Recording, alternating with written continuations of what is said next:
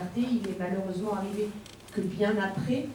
Et tout de suite, effectivement, l'Humanité a été le seul quotidien à creuser et à mettre en avant pourquoi des salariés en sont arrivés à un tel état d'exaspération et toutes les conséquences que ce plan annoncé par la direction d'Air France aurait sur le tissu économique et social au niveau de la région, mais plus large que ça, hein, au niveau du pays.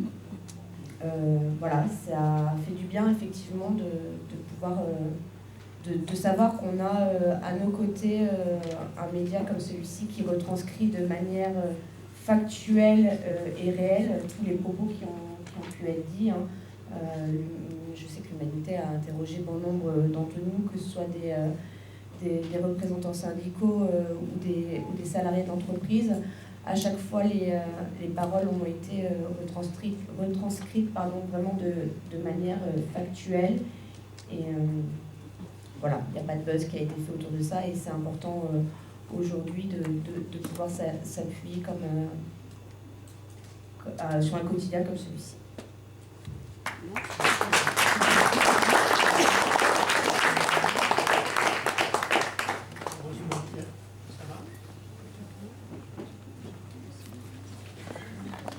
En long, en large, en travers, que le code du travail, il est trop volumineux, il est trop complexe, il est un frein à l'emploi.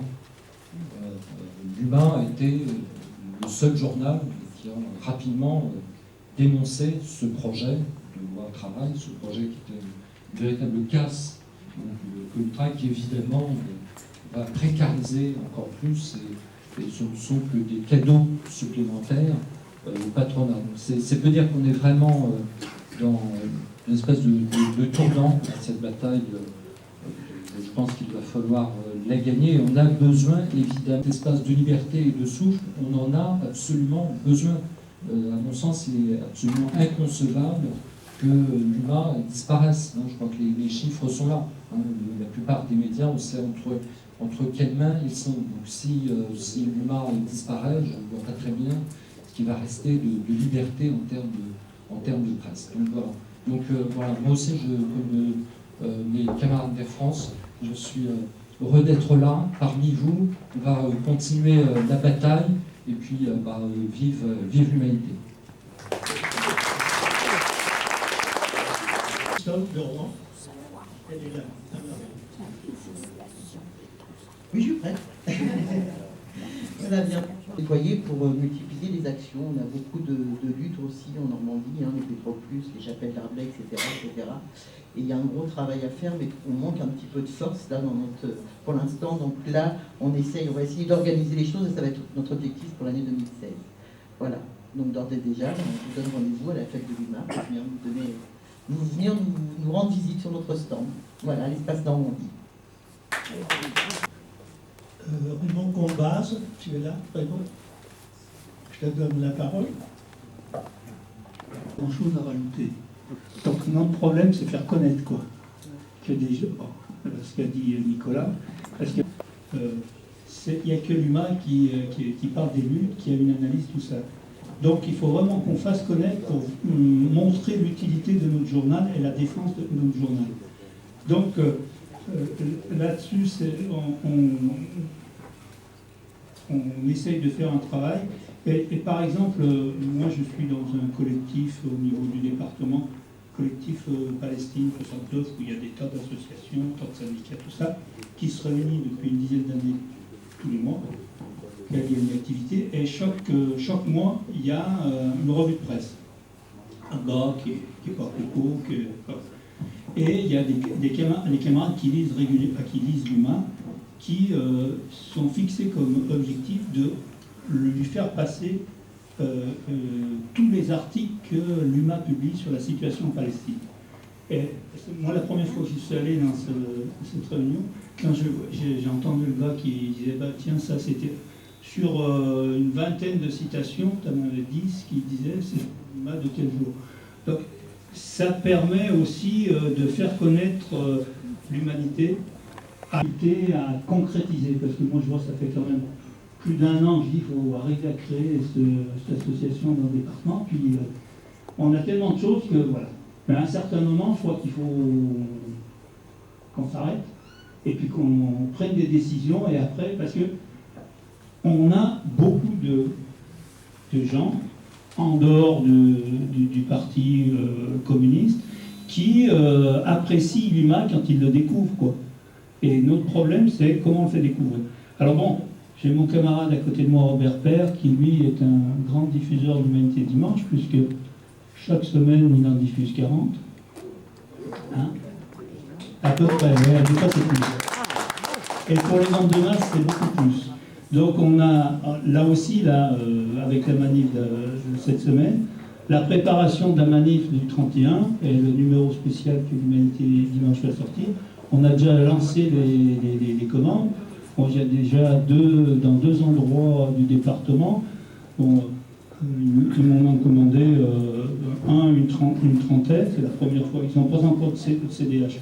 Mais bon, l'idée, c'est de faire une grosse commande de façon à ce qu'on soit à la hauteur de ce qu'attendent les jeunes et les gens. Alors, je réfléchis, il faut changer d'échelle. Il y a quelque chose qui se passe dans le pays, il faut réussir à organiser la rencontre entre une partie de ces gens qui cherchent et le journal. Il y a dans la section du Parti communiste en Russie. Il a la parole, Thomas. Tu es dans une des plus grandes concentrations de salariés de France, mais ça, tu le sais mieux.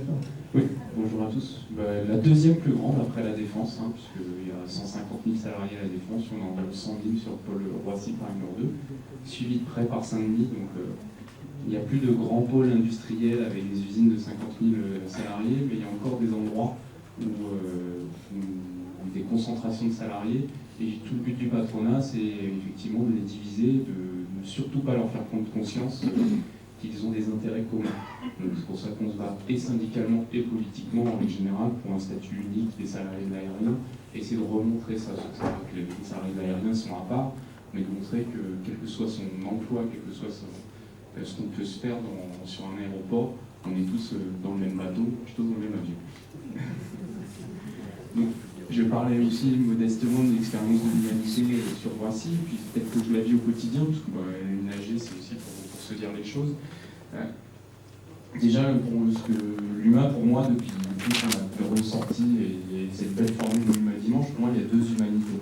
Il y a l'UMA quotidienne, bien évidemment, et l'UMA Dimanche. L'une et l'autre se nourrissent et se complètent. Mais elles n'ont pas la même vocation et on n'a pas les mêmes difficultés de diffusion de l'un et l'autre vecteur. Je pense qu'on en a bien conscience. En tout cas, dès qu'on fait l'effort financier d'une diffusion militante, quand je dis effort financier d'une diffusion militante, c'est que souvent sur Roissy, sur la plateforme, c'est plutôt une diffusion qu'on paye de notre propre poche pour pouvoir faire découvrir l'UMA gratuitement, parce que le geste de faire payer n'est pas évident, surtout pour l'UMA quotidienne, encore une fois, ce qui est déjà une première différence. C'est-à-dire que l'HD, on peut facilement demander 3 € à quelqu'un. L'UMA quotidienne, avec les centimes, c'est pas évident.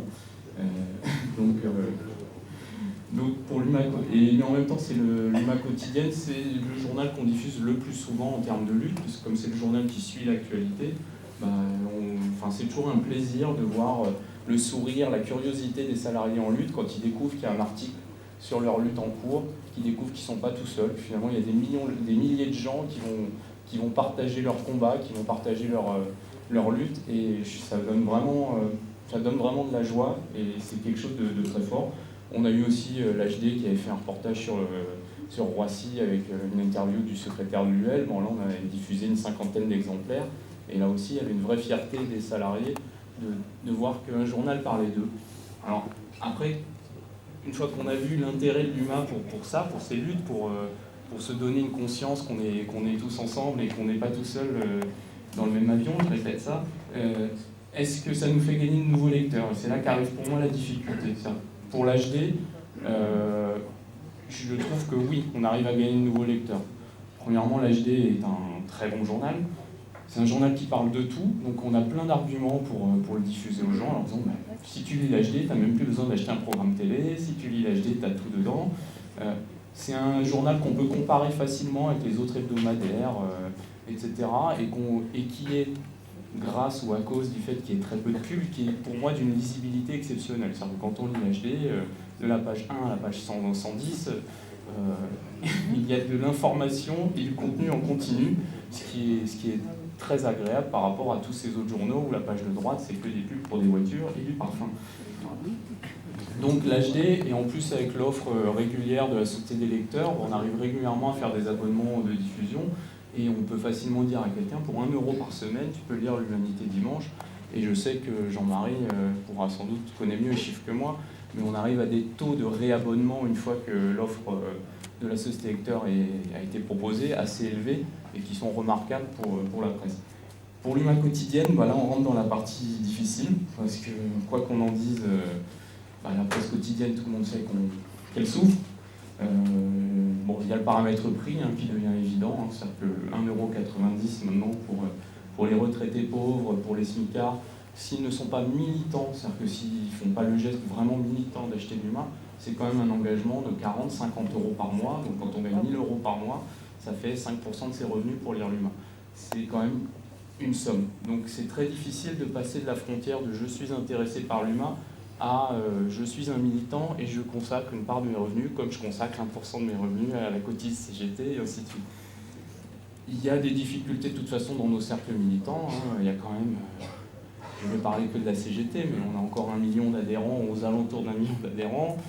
Il y a 50 000 ou 100 000 adhérents au parti entre les cotisants et non-cotisants, et on diffuse qu'à 47 000 exemplaires d'Humain quotidienne. Et ça veut bien dire qu'il y a des militants qui aujourd'hui ne lisent pas ce journal-là, n'y voient pas l'intérêt.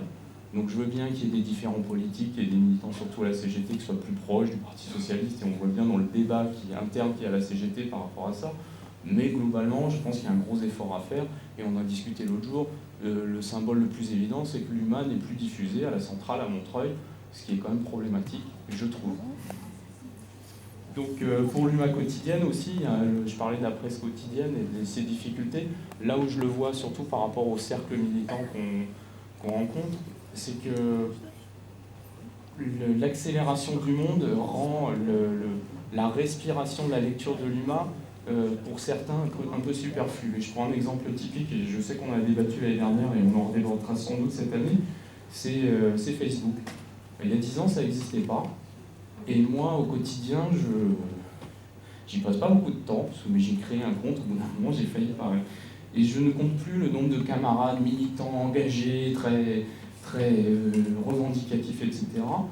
Quand je vois le nombre de publications qu'ils font, le nombre de commentaires qu'ils font, ils ne peuvent pas ne pas y passer moins d'1 heure par jour. Et je pense que le temps qu'on passe sur Facebook, sur ce pseudo-média, c'est du temps qu'on ne passe plus à lire la presse quotidienne. Et donc c'est à nous de montrer à ces gens-là que déjà Facebook est un pseudo-média, c'est-à-dire qu'on a l'impression d'y trouver plein d'informations, mais c'est un média qui petit à petit, parce qu'il cerne nos goûts, nous enferme dans nos goûts, donc il nous empêche de nous ouvrir aux autres. Et quand on n'a que des amis qui sont militants CGT, par exemple, finalement on n'a que le point de vue de la CGT, ça nous coupe d'une partie des salariés, et c'est très flagrant sur notre mur Facebook. Parfois on ne voit que des informations qui se superposent et qui sont toujours les mêmes. Et ensuite le problème de Facebook, c'est que ça ne crée plus d'en commun, puisque comme chacun lit sa propre information, quand on se retrouve ensemble, il y a toujours quelqu'un « alors, t'as pas lu ça? T'es pas au courant de ça ?» Non, je suis pas au courant, c'est pas dans l'humain.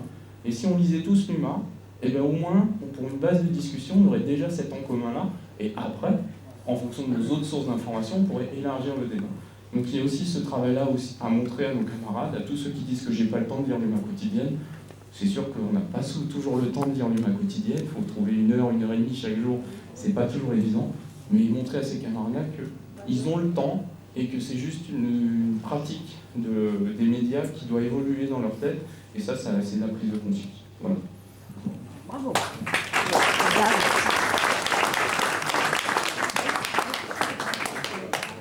Concernant les réseaux sociaux, je ne sais pas si vous le savez tous, mais on a quand même créé un compte Facebook nous-mêmes.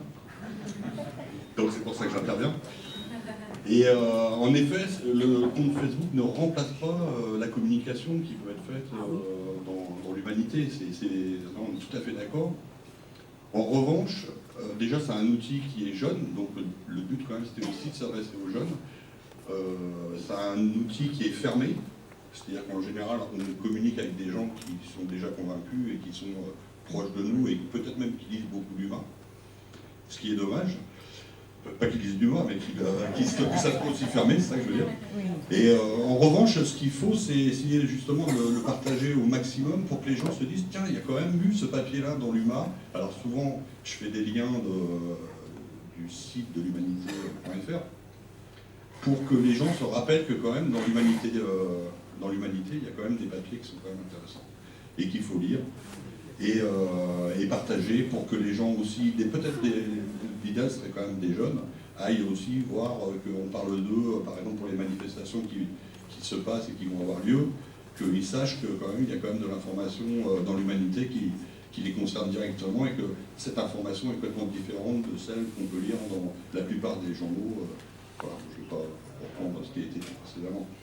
Donc voilà, le but c'est quand même de le partager et de le faire connaître de ce moyen, parce que c'est un moyen quand même qui est moderne, mais c'est pas une fin en soi, on est tout à fait d'accord. Mais c'est ça l'esprit critique. C'est aussi pour notre constat était de dire que c'était un outil de lutte aussi pour changer la société. Troisièmement, que c'était aussi un outil pour lutter contre le fatalisme et de se dire ah oui, il y a aussi d'autres personnes qui luttent et qui se battent et qui gagnent parfois. Alors pas toujours parce que la lutte est difficile en ce moment, mais voilà, donc c'était ce constat-là qui nous a fait donner l'envie de faire des débats. Donc c'est notre objectif, faire des débats dans des cafés à La Rochelle pour faire que le débat public, les gens ne soient pas dans une démarche d'y aller, mais qu'on aille dans des cafés, des bars, pour que le débat public arrive à la population. C'est de dire qu'il y a des lecteurs de l'UMA qui ne sont pas organisés. Alors moi, je suis au Parti communiste, mais tout le monde n'a pas des débats avec d'autres. Et on voudrait que le maximum de monde, même ceux qui ne sont pas organisés, puissent lire l'UMA. L'humanité va tellement à rebours de la pensée commune, la pensée télévisée, etc. C'est que sans doute, ces personnes-là ont aussi besoin de débattre, de rencontrer les journalistes et de dire je suis d'accord ou je suis pas d'accord, ou mais pourquoi tu as dit ça, et voilà. Donc c'était un petit peu notre idée de faire débattre avec des journalistes pour dire bon, ben voilà, nous on lit l'humain ou on veut bien découvrir l'humain, etc. Et voilà ce qu'on en pense et de créer un petit peu du débat public parce que l'ambition de mon point de vue aussi de l'humain en général, c'est de participer à la vie des idées, etc. Du coup, donc ça peut permettre aussi d'avoir pas juste la question de le lire tout seul, mais du coup d'en débattre à posteriori.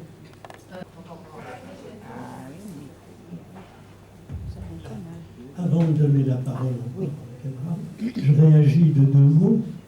Un, je connais plusieurs jeunes qui lisent l'humain sur Internet, mais vraiment parce que quand je leur parle d'un article, ils l'ont lu. Donc, ils n'achètent pas. Donc, c'est important. D'autre part, encore en 2 mots, je crois que la difficulté que tous les deux vous dites, c'est impossible de faire comme si c'était pas un problème, c'est un vrai problème. Mais, en même temps, je pense que dans l'animation politique, sociale qui commence, j'en suis sûr, l'attente de centaines de milliers de gens est telle qu'il y a vraiment un espace, parce qu'on n'a pas besoin de gagner 100 000 humains pour s'en sortir. Il faut une vraie percée. On a vraiment un espace. Et probablement, tu l'as dit, hein, on est en dessous. En tout cas, si on reste en dessous, il y aura des... Voilà, je dis ça, c'est ma réaction. Je donne la parole à Paul Racourst Saint-Brieuc. Où est-il, Paul? Ah, tu es là. Récemment par un camarade, Amédée Perrotte, pour ne pas le citer, qui trouve qu'on devrait améliorer Pif le chien. Dans le livre. Ah oui. Ah ben c'est un passionné de Pif le chien, un historien, et il trouve que on devrait. Alors, je ne sais pas si ça met en cause les auteurs actuels, hein, je ne pense pas, mais bon, c'est son souhait. Alors nous, je ne viens pas témoigner pour une organisation de base, en quelque sorte, puisque on est en cours de constitution. On serait plutôt dans réseau pour l'instant. Hein. J'espère qu'on restera en réseau. Alors, Un camarade a pris l'initiative à Saint-Brieuc. Il ne peut pas vivre sans l'UMA, il ne peut pas se faire à l'idée que ça va disparaître. C'était avant l'alerte, hein, déjà. Mais il y en a eu bien d'autres, bien entendu. Et on a d'abord été deux. Bon, dans un quartier pas éclairé de Saint-Brieuc, parce que le soir, dans les villes, vous savez, on ferme les lumières pour faire des économies. Comment? Et la deuxième fois, on s'est réunis à la maison de Bidou, justement, Travaille où Nicolas exactement? Églard. Je ne sais pas si c'est à cause de Nicolas, mais peut-être, au fond. On est déjà 15. Bon, et mercredi prochain, j'espère qu'on sera plus nombreux. Et je ferai le compte-rendu de la réunion. Alors, je me suis autoproclamé participant à la réunion d'aujourd'hui. Vous savez, nous, on a un peu l'esprit celtique, là. Hein, c'est-à-dire, on commence par dire non quand ça vient d'un parachutiste, et puis après, mais déjà on a dit oui.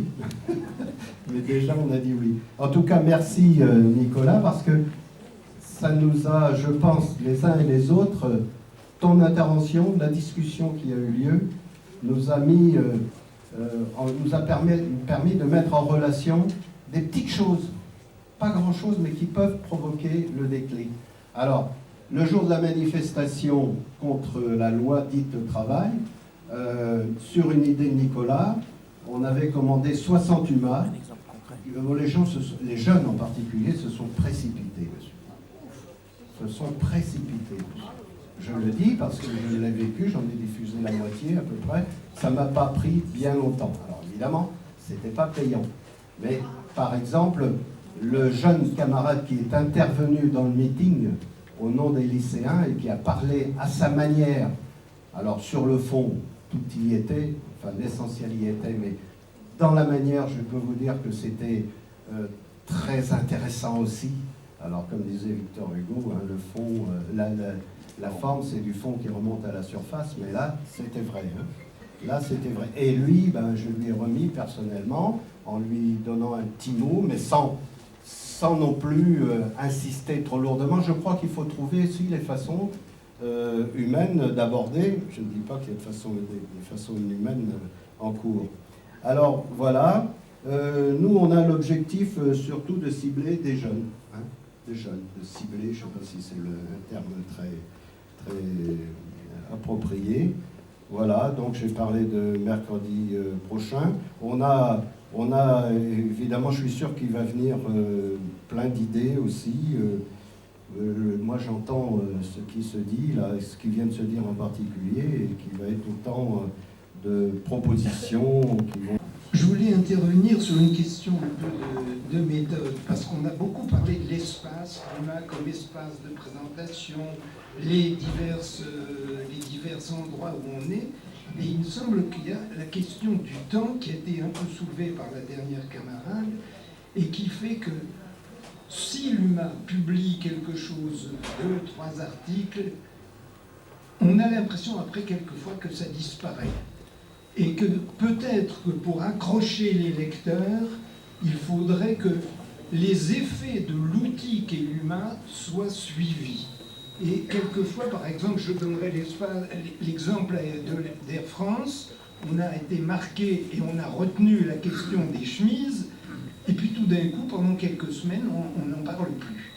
Est-ce qu'il y aurait, de même pour la Grèce, les camarades et les gens qui n'étaient pas lecteurs de l'humain s'étaient mis à lire parce que la situation en Grèce vraiment bouleversait les gens. Et puis, tout d'un coup, ça s'est espacé et on en parlait presque.